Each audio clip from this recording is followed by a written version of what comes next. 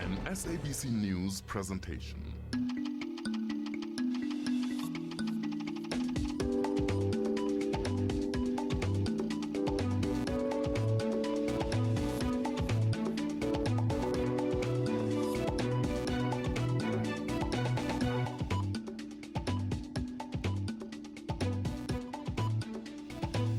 Good evening, Happy New Year, and welcome to Interface on SABC2. My name is Rems Mabote, standing in for my colleague Tembi Samachele. The decline in the number of educators in South African schools, either because of lack of interest from young black people to join the profession or the resignation of current teachers, is contributing to a further decline in the standards of education in South Africa. Joining us for this discussion are education analyst Graham Bloch and SATU Deputy General Secretary Nkosana Dolopi. If you'd like to participate in this discussion, please post your questions or comments on our Facebook page, Interface on SABC2. And our Twitter handle is @Interface on SABC2. Good evening, gentlemen, and Happy New Year to the both of you. Good evening. Graham, is this an exaggeration? I think it's an exaggeration because I think black people never got any education at all.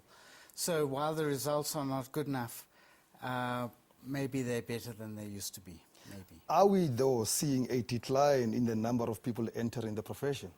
I think we are. Why? Because I think young people don't want to be teachers. If they can. Why? Sometimes they're good at maths and they want to be accountants or engineers. Sometimes they just don't like teaching. Has teaching lost its sexiness? Has it lost its luster? Yes, I think so. It has. It's no more attractive, the kind of profession. I mean, no Why? young black child would want to pursue teaching as a career because of the deplorable conditions that teachers find themselves in. The conditions can't be worse than they were in 1960, 1970. They should be better now. They are not, but nothing has changed much. I mean, you still have some of our teachers teaching under very difficult conditions. You still have challenges of support that teachers are getting from their employer. You still have a question of participation of parents in the education of their children. You still have challenges of discipline. But over and above that, even their conditions of service have not changed much, such that they should be able to make ends meet. So with all those challenges, you then don't have young people having interest to become teachers. But over and above that as well is the kind of lamentations. I mean, people lambasting teachers all the time. You have an MEC getting excited just seeing TVs and dismissing teachers over the TV. I mean, no one would want to be an employee of such an employer who would just dismiss you at whatever time. Where is the liability of the union movement in making this teaching profession not attractive anymore? Have you, as such, not made it an unattractive profession? Not at all. I mean, we champion the cause of the teachers. We are fighting hard to make sure that their conditions of service are improved. We are engaging the department at all times to make sure that we motivate these teachers, make sure that we create conducive environment for them to be able to do their work. So we are trying our best, but still, I mean, there still are challenges that we have confronted with as teachers and as education as a system that we need to address such that we are able to attract the young ones. Graham, I have to come back to you and ask the same question. I'm sure in 1930, 1942, up to 1994, teachers then had worse conditions than the teachers today. They were clearly less paid. The apartheid government and governments before then could not have even been bothered by the conditions for teachers. I'm sure teachers are in a much better space than then. So I'm not too sure I get this excuse. It doesn't wash for me. Look, I think that you didn't have 70 kids in a class. You didn't have rural roads going to schools. Some of the roads, I wonder what happens when it rains. So, I mean, the pay is... You had lots of schools under trees. You had, mud schools in so those days. I think there are problems. But, we've got to live with the problems and decide what we're going to do. Because no one is saying shame yet a terrible past. I mean, as we speak, we're on the eve of the results of matric coming out. And question would be, have we equipped the system enough so that the next time we speak, we can say the teachers are getting into the system, they're staying in class, and they're producing the result? Look, if we could live up to the quality learning and teaching campaign that we all adopted, I think, a few years ago, where we all made commitments in terms of non-negotiables. If all of us could come to the party and contribute the little in terms of that campaign, I think we'll be able to move towards achieving our goals of changing the system and be able to attract more learners, more young black students to pursue teaching as a career. I mean, if the department could do the basics by providing us with limited resources for us to be able to do our work, if parents could also stop outsourcing the education of their children and participate actively in the education of their children, if learners themselves take their education serious and contribute meaningfully to make sure they access education, then teachers, of course, must then come to the party as well. They must also contribute towards making sure that they prepare, they teach our children all the time. If all of us can do that, I think we'll be able to change the system for the better. Graham, are teachers properly paid? Well, I don't think they're properly paid, but there's no more money, and that's the bottom line. So, I think vicious so. cycle. Are you saying to me then we're going to have this conversation every year?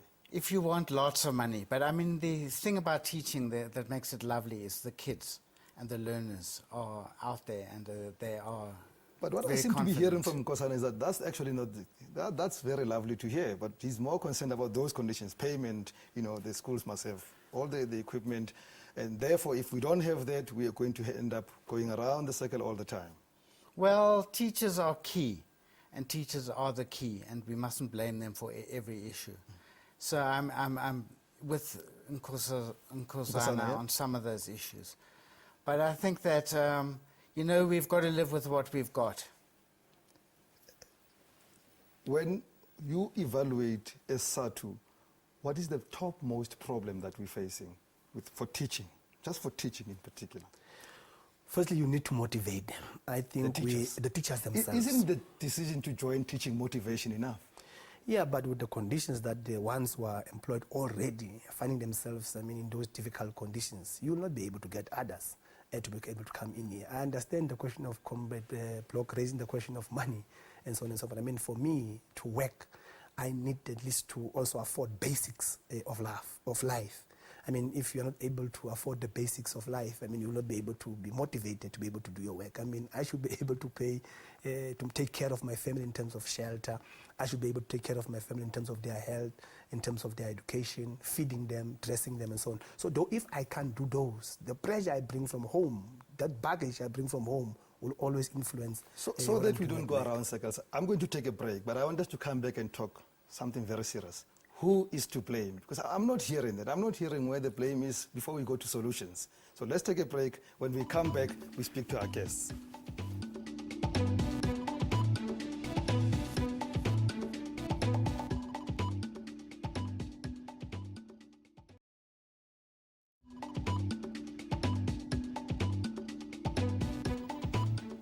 Welcome back to Interface. Tonight we're talking about the impact of decreasing numbers of educators in our schools and what can be seen in the performance of learners in our schools at a dismal show when we are compared to other countries globally.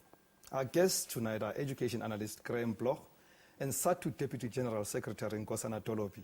If you'd like to participate in this discussion, please post your questions and comments on our Facebook page, Interface on SABC2. And our Twitter handle is @Interface on SABC2. Gentlemen, welcome back. Graham, I feel in the first segment we were going around circles. I'm not getting a sense of where the blame lies. Why are we where we are? Why are we having an exodus of teachers and not a new feed of teachers? Look, I think parents and the department have got to do their job, and parents must be more involved. But I think they have to put pressure on teachers. And I think it's What up sort to of teachers. pressure?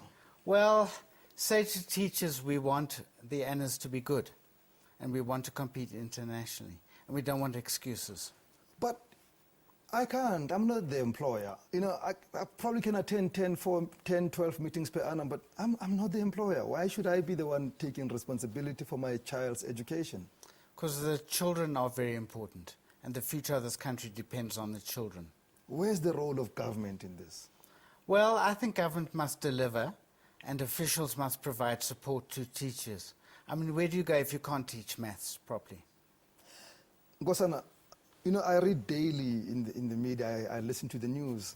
Truth is, and I think it's also historical, parents hold teachers in high esteem, and they defer to teachers. They are not likely to challenge teachers and say, you must do your work. So even when they come to those meetings, they're actually looking up to you to deliver. without making it our responsibility to make you work? Look, I would not subscribe to the idea of a blaming game. I think that is what we must try to avoid as a country. There's no need for parents to be afraid of teachers, because in any way, teachers should teach their children. Also, there's no need for unnecessary pressure, undue pressure to be exerted on teachers. What we need to do is to work together. I mean, we should create some relationship between teachers and the parents and the department, such that together we are able to educate our children better. So it's not a question of pressure, not a question of blaming. It's a question of working together to make sure that we address the real challenges that we are facing together and then educate our children. If the department could create the conducive environment, assist us to create a conducive environment. What is this conducive environment? Provide you with basic resources. What are at basic schools. resources? Those will be learning and teaching support material, appoint enough teachers at schools. Well, the teachers won't be appointed because there's no money, that's one. But two, they're not interested in coming in because next week you'll be on strike. No, if you don't appoint teachers, if you don't have enough teachers, then you'll have challenges of overcrowding, firstly, at schools, and then secondly, you'll have workload challenges, because it will then mean the few teachers that are at school will have to do the work of those who are not there, who are supposed to be at school. So we are saying provide enough teachers at schools, support the teachers there, take care of them, pay them well, look at their benefits, motivate them, and in so doing, then you will have a right to call them to Let's account. deal with this payment thing. What would you say is a reasonable salary package for a median teacher, somebody whose middle career is, say, 6 years in the profession? A salary that will afford, firstly, a shelter for yourself and your family. But shelter is relative. No, I mean, you should be able to buy a house. There should be a home for your kids. I mean, if you are able to provide that, that's the first variable. And then secondly... Give me numbers. Give me a number. No, I'm saying 10, it's 20,000, quite 30,000 rands a month? No, it's quite difficult to do that because, I mean, the market houses, I can't just say that this will be a reasonable amount but I'm just saying you should be able to afford a house for yourself and should be able to have a home for your child. That's the first one. Secondly is to provide health for yourself and health for your entire family. And then thirdly is to provide education for your children. Shelter them, provide them with food. I mean, if you are able to afford those basics, if a salary that you are getting from your employer will assist you to be able to afford those basics, then I think you'll have enough reason to be motivated to work. At the end of last year, the Western Cape government was granted the legal right to shut down, 8 or 9 schools. And not only are we now seeing an exodus of teachers, we're seeing a decline of numbers of kids who go to township schools and peri-urban areas. That should also be another vote of no confidence in the system. Look, I mean, Western Cape didn't consult enough, so they should consult more. The judge did not say that. Well, the judge is his own... But let's deal with the issue. This closing of schools, it's not only happening here. You go to Soweto, there are half-empty, if not empty schools. Fact is, there seems to be a statement being made, because I don't believe that we are declining in numbers as a people, as a country, but the schools in the townships are getting empty. Parents are very worried, and they want a good education for their kids. And they think they'll get it outside, but I mean, we've got to deal with the public school system, and that's why I want the teachers to be better. I think the teachers are middle class, that's why I'm worried about the roads and the toilets that they use. But I think they're not working class, and they can afford a car and probably petrol in it as well. And there's something missing, Graham. I'm trying to think about, Mrs. Mokoena in 1976 when I was at school, and she walked a long distance to come to my class. There were 70 of us in class. She kept on doing what she does. She's a pensioned woman now. But I think I seem to have seen passion in her than what I'm seeing in Nkosana and his colleagues. Well, I think that now we're talking about the era of mass education. We're talking about 400,000 teachers, not just Mrs. Mokoena. So, I mean, how do we get all of them right without blaming them? The question goes to you, how? I think by pressure. And What sort of pressure? Doesn't like pressure. What sort of pressure? I mean, the parents need to come out. I think that's the bottom line. And they need to say, teachers, you ain't going to get a nice department and you ain't going to get what you want from parents. So just do your thing. So for a change, these guys watching us should be going on strike for the first time and not the teachers to make sure that these guys do their job. I think that that the parents have got to get involved. And they're going to make mistakes. They're going to be very simplistic, as we've seen in Northern Cape. I mean, sometimes we've seen terrible things from parents. But I mean, if they put the kids first and the teachers put the kids first, we will get results. We have had this conversation pretty much for the last 20 years in Nkosana. And I want us to change the narrative. So when we come back, I want you to tell me how we can do things differently without a strike, without complaining that the conditions are right, without the department saying someone is not doing the job, without the parents. I'd like us, when we come back, to find a new narrative, because we can't be giving the country the same story year after year after year. Stay tuned. When we come back, we speak more to our guests.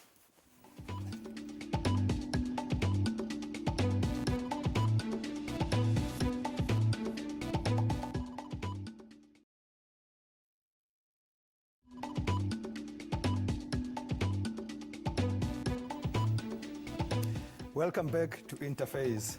For South Africa to grow economically, it needs to boost the skills levels of our citizens.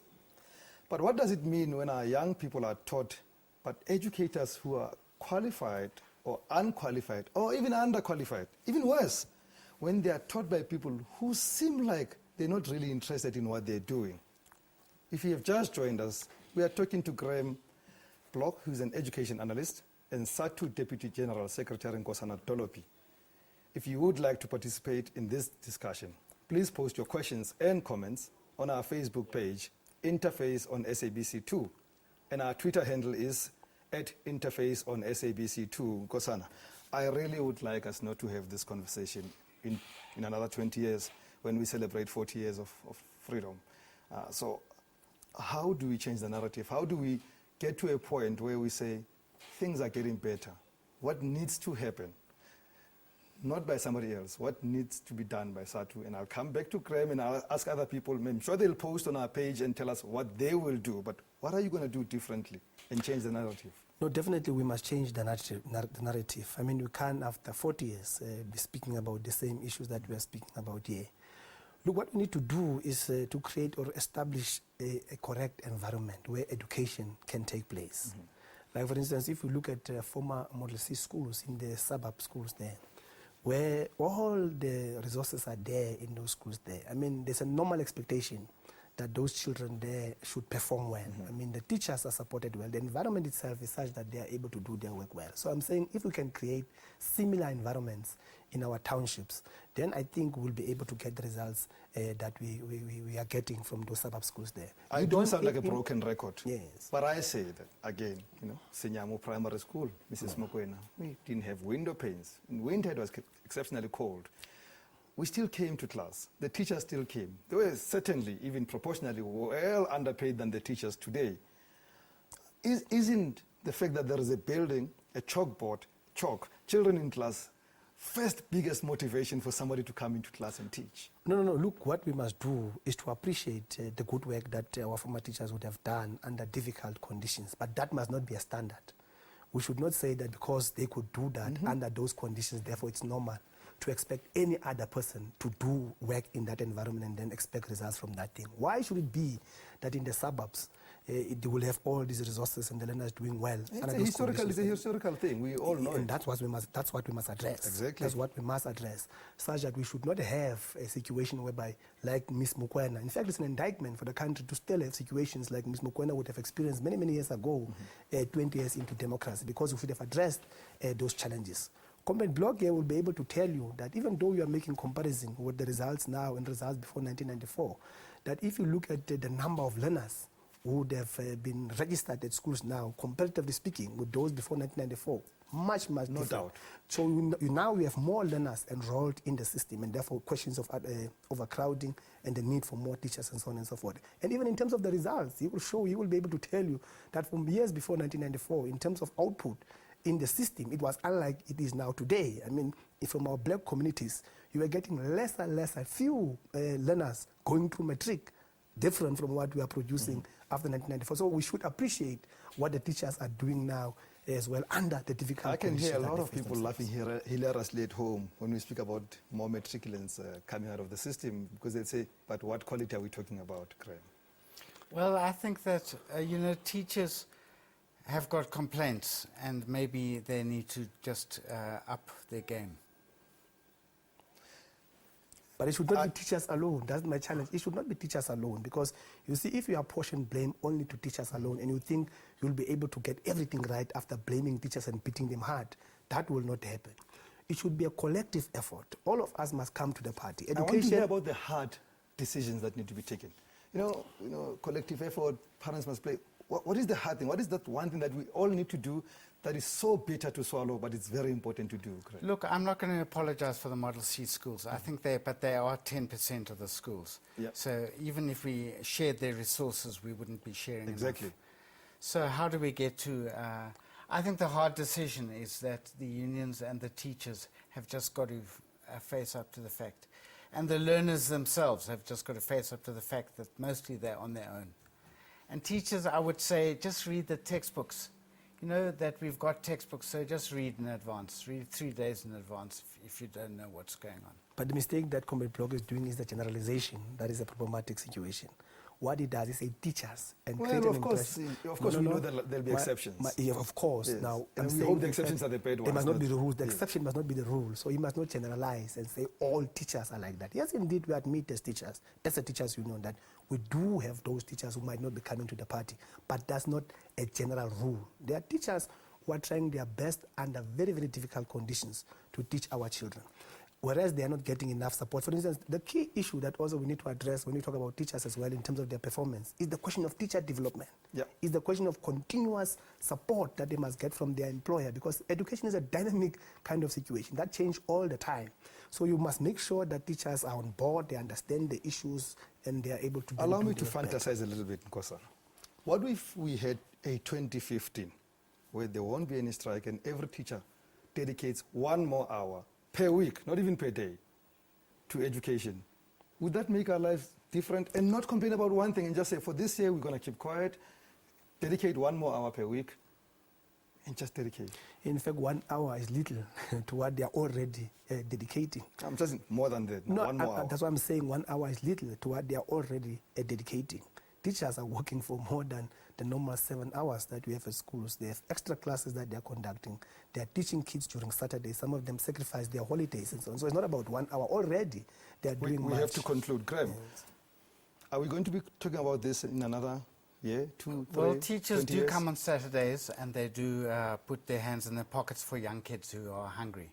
So I think that we are going to, I feel a bit depressed, quite frankly, after Well, this I am. discussion. Yes, I'm certainly depressed. But I'm hoping Nkosana is going to tell me I should not be depressed. Things are going to get better. Look, if all of us work together, we should be able to change the situation. It's in our interest. I mean, we are parents as well. We want our children to get quality education. So we would want to contribute, but we are saying let's work together, all of us, stop the blame game, let the parents come to the party, let learners themselves take their education serious, let them be disciplined, let the department then assist us, create a conducive environment, and then together we should be able to change the situation for the better. My 7-year-old starts grade 1 this year, and I'm going to tell her to take responsibility. Is that what you want me to tell her? That will be exciting. Gentlemen, thank you very much for joining us. Thank you very much. Well, thank you. And that's how we end tonight's program. This week, from me, Rems Mabote, on behalf of Tembi Samachele, goodbye, and thank you very much to the team.